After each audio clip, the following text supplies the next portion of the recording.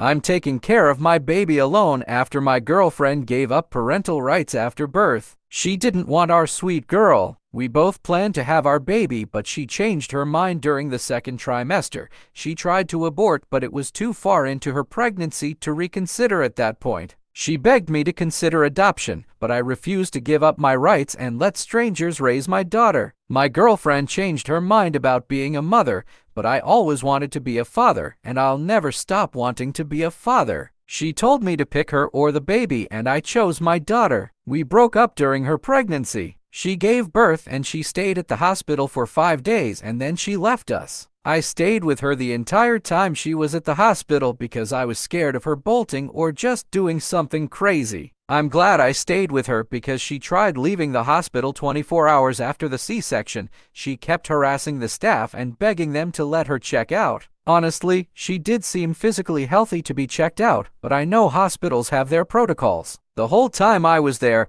I thought she would change her mind once she gave birth, but I was wrong. She didn't say anything nasty about our daughter and she didn't do anything nasty, but she was just emotionless. I guess I'm shocked because I've just never seen a woman be so emotionless, especially toward the baby that she carried. She was specific in her instructions to the midwife and told her she didn't want to hold the baby after it came out and just to give it to the child's father. Even though the midwife knew our situation, she still pressured her into breastfeeding and at least giving the baby some milk. I forgot what the medical term was that she used, but there was a term starting with the letter C, I think. Correct me if I'm wrong. Newborns need that after they are born, and girlfriend refused to give it to the newborn. My girlfriend just wanted to pop the baby out and bolt. She only held the baby twice, and that's only because she had to since I wasn't in the private room 24/7. I feel like Reddit is going to ask me if she's financially involved, and no, she doesn't pay child support. She doesn't make any money to begin with. Either way, I don't want her money and I don't need her money. I'm glad I was easily able to be my daughter's only legal parent, and I don't want anything to do with my ex. She has never seen our baby again since she gave birth. She never asked about her. I've never heard from her again, but I think she moved to a different state. My darling girl is now 3 years old and it still melts my heart when she calls me daddy. Here are the top comments. Growing up,